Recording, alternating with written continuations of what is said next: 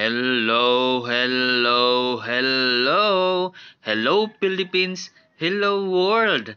Ngayong araw na ito, hindi ako nag-exercise.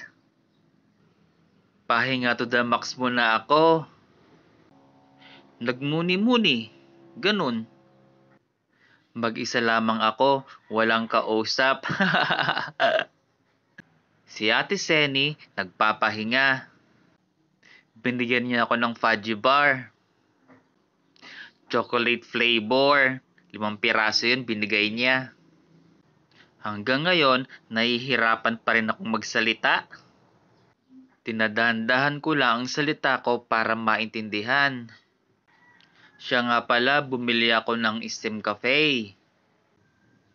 Ito ay may 100% all naturals and organic herbal coffee in herbal coffee 8-in-1.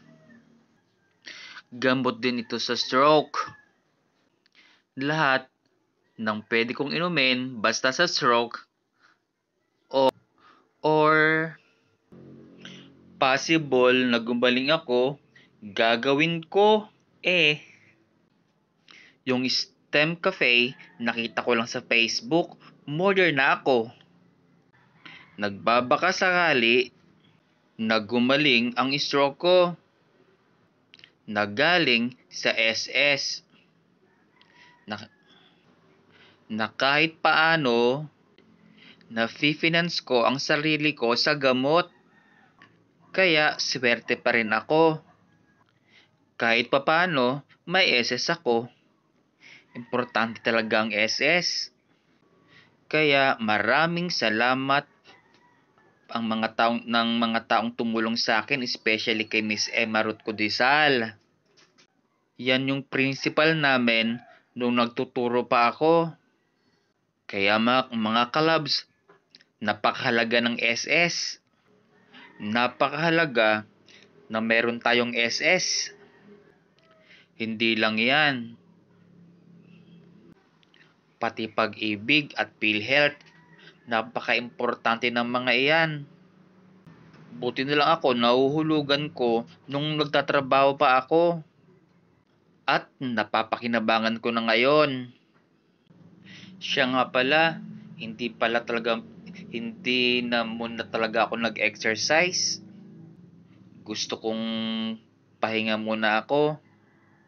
Uminom ng cafe, 8-in-1, Steam Cafe, para masubukan ko ang kape kung gaano ka-effective. Alam niyo mga kalabs, lahat ng tao ay may problema. Hindi nawawala yan. Every problem has a solution. Now, what is the solution of this? A big question mark. Tayo ang gagawa ng paraan. Kaya nga, inilagay ng Diyos ang isip sa itaas para tayo ay mag-isip. At second, yung puso.